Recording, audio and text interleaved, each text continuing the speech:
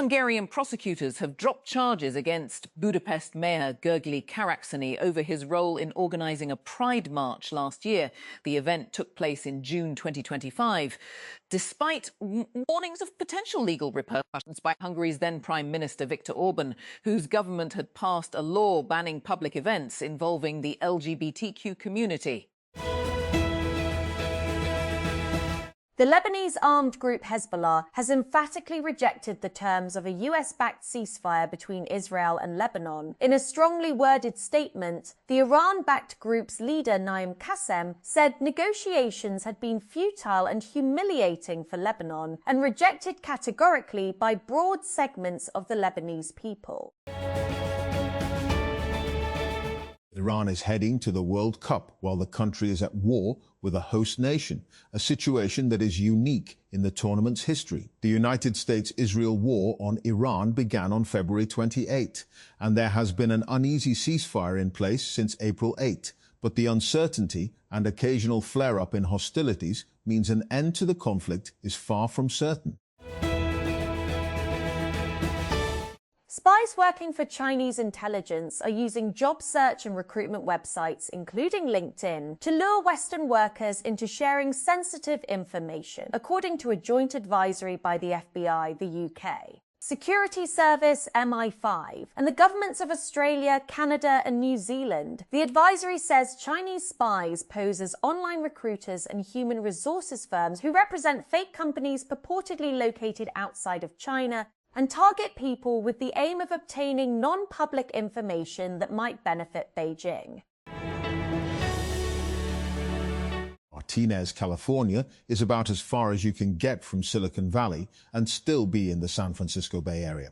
Perched on the northeast edge of the bay, the small city is home to Hello Robot, a startup that itself is about as far as one can get from the maximalist promises of its robotics rivals 45 miles south. Hello Robot released the fourth iteration of its home assistance robot, Stretch, last month, and you might stretch to call it a humanoid robot. While Stretch boasts a vaguely human torso and sensor-studded head, its telescoping arm has a pair of pincers, and it rides around on a heavy, omnidirectional wheeled base.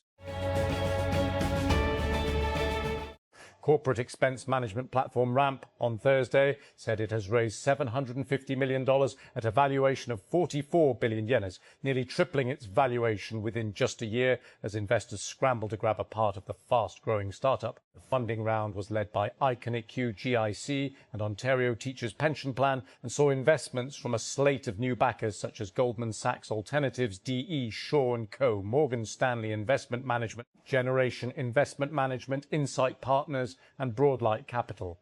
Several of the company's previous investors also participated. At least 21 people, including 18 foreign nationals, were killed after a fire broke out at a hotel in New Delhi on Wednesday, according to police and broadcaster CNN News 18. The incident is being described as one of the worst fire tragedies in India's capital since 2022.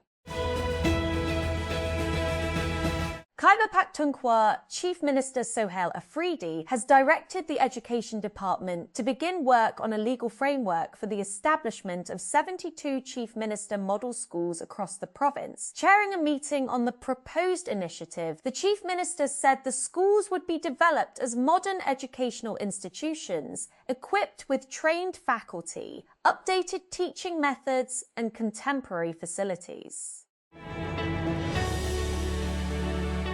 Oppo and Vivo are reportedly working on dedicated vlogging cameras that could compete with DJI's Osmo Pocket lineup, adding two major smartphone brands to a compact cameras that are becoming more crowded. The latest leak from China suggests that both devices camera with a 1/112-inch type sensor. That's Senson 2-inch type sensor. That sensor size points towards Sony's Litia 9.0 announced in November for mobile imaging applications. Vivo is expected to add a new Pro Max model to its upcoming X500 series, following a naming approach already used by Apple and recently adopted by Xiaomi. Vivo X500 Pro Max is expected to sit above the regular X500 and X500 Pro in the lineup, though the company has not confirmed the phone yet. A new leak from China suggests that the Vivo X500 Pro Max will feature a 685-inch flat LiPo OLED display supplied by BOE. The panel is tipped to use 2.5 glass, a 2K resolution, and a 144Hz refresh rate. The Federal Ombudsman has directed the Capital Development Authority, CDA, to issue the merit list for multiple recruitment positions within 30 days, after concluding that there had been an unjustified delay in the hiring process. The decision was taken on complaints filed by 6 candidates, including Amir Ullah and others, over the prolonged withholding of results despite the completion of the selection process.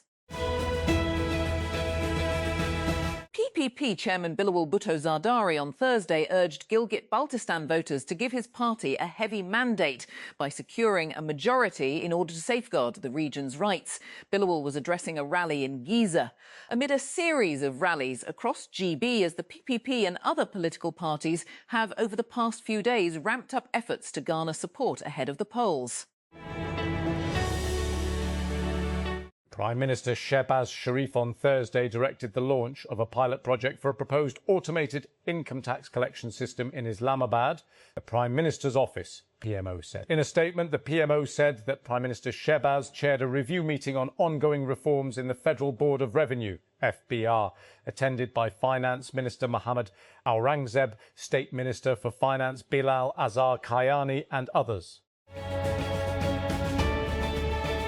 A Nepali climbing guide has been found crawling down to base camp 6 days after he was last seen alive. Dawar Sherpa was last seen above Camp 3 at around 7,500 metres, 24,600 ft, while coming down the mountain after summiting. Turkey and Indonesia aim to deepen cooperation in defence, energy and emerging technologies following high-level talks in Jakarta as both countries push to expand economic ties in a bid to reach a $10 BN bilateral trade target agreed in April last year. Turkish Foreign Minister Hakan Fidan met Indonesian President Prabowo Subianto during an official visit to the capital on Wednesday, according to sources quoted in the Turkish press. Indonesian Foreign Minister Sugiono received Fidan on his arrival and held formal talks. Later, Subianto also hosted Fidan. The New World screwworm, a flesh-eating parasite which infects cattle and other warm-blooded animals, has been found in a calf in Texas. The U.S. Department of Agriculture announced on Wednesday. The screwworm is believed to have travelled from Central America to Mexico before being found in the calf in Texas, evading biological barriers that have kept the pest contained for decades, experts said. Screwworm was previously declared eradicated in the U.S. in 1966. Violence has erupted in Somalia's capital, Mogadishu, as government forces and opposition allied militias have exchanged fire before an anti-government protest, damaging buildings and forcing residents to flee. Fighting began on Wednesday and continued into Thursday before planned protests against President Hassan Sheikh Mohamud's decision to extend his term, despite it expiring last month. Johannesburg, South Africa, a South African human rights organisation has filed a court case against the South African government, seeking to suspend arms export permits to the United States, arguing in court papers that the transfers may be inconsistent with domestic law and could raise concerns about international peace and security. The Southern Africa Litigation Centre, SALC, said in a news release issued on Tuesday that it has filed an application in the North Gauteng High Court in Pretoria, seeking to suspend or set aside arms export permits granted by South Africa's National Conventional Arms Control Committee, NCACC. An Ebola quarantine station for US citizens, which is being constructed on a military base in central Kenya, has caused outrage in the East African nation amid a continuing outbreak of the deadly disease. Hundreds took to the streets of Nanyuki town on Monday and Tuesday and gathered in front of the planned centre to which Americans who contract Ebola while overseas will be sent rather than being allowed back home. At least 2 people were killed and 1 person was injured when the demonstration turned violent on Monday.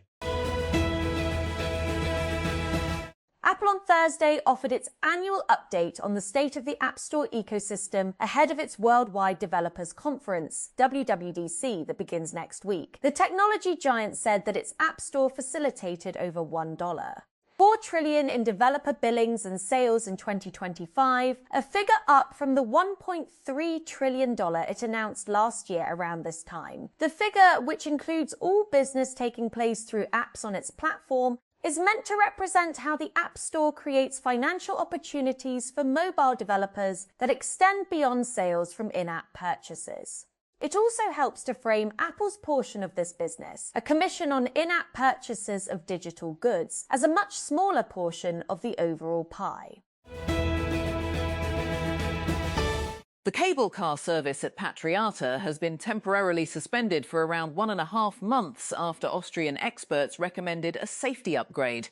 Officials said the Tourism Development Corporation of Punjab, TDCP, took the decision to ensure the safety of tourists visiting the popular hill resort near Maree.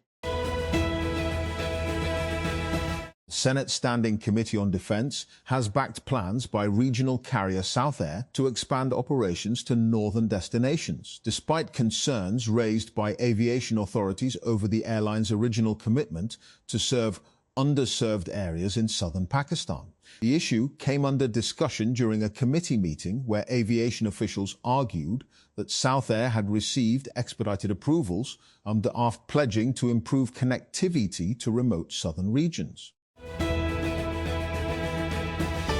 Supreme Court, SC, has held that the power to remand cases to subordinate courts for a fresh hearing is an exceptional and corrective jurisdiction and cannot be exercised as a matter of routine.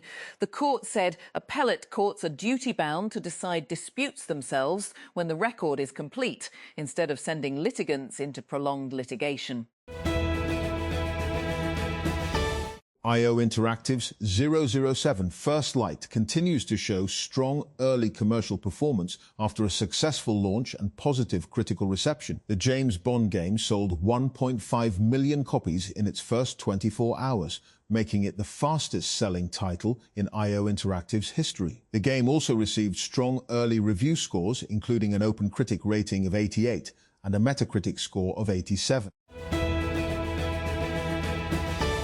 Xiaomi is expected to launch the Xiaomi 18 series in September, and a new leak from China has revealed early details about the standard Xiaomi 18 and its Pro models. The information remains unofficial, as Xiaomi has not confirmed the launch date or specifications yet. The Xiaomi 18 is tipped to feature a 6.4-inch flat display, making it slightly larger than the 6.3-inch panel on the Xiaomi 17.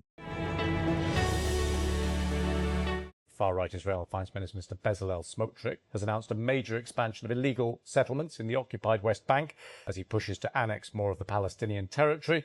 Smotrich said on Wednesday that a planning committee had approved the constructions, of which 1,006 units will be in a new illegal settlement near Jerusalem, 922 near the city of Nablus, and 234 near Hebron. Eusebio, Gary Lineker and Ronaldo, the Brazilian one, the list of World Cup Golden Boot winners reads like a who's who of attacking greats, but no player has ever won the award more than once. This year, 3 stars have a chance to break that streak, although perhaps only 2 of those players have a realistic shot at making history. North Korea has unveiled a new facility to produce nuclear bomb fuels as leader Kim Jong-un calls for an exponential expansion of his country's atomic arsenal. During a visit to the facility on Thursday, Kim said production capacity for weapons-grade nuclear material was more than double its level of 5 years ago, the state Korean Central News Agency, KCNA, reported. OpenAI's ChatGPT has crossed 1 billion global monthly active app users, making it the fastest app to reach that milestone based on estimates from market intelligence firm Sensor Tower. The app reached the milestone in May, roughly 3 years after its mobile launch, surpassing the growth pace of major apps such as Google Maps, TikTok, Instagram, and YouTube. The Ministry of Finance and Revenue will release the Pakistan Economic Survey 2025-26 on Tuesday, June 9, 2026, a key pre-budget launch that will provide a detailed assessment of the country's economic performance during the outgoing fiscal year. Federal Minister for Finance and Revenue, Senator Mohammad Aurangzeb, will present the survey, which is expected to outline major macroeconomic indicators, sectoral performance, and fiscal trends ahead of the upcoming federal budget.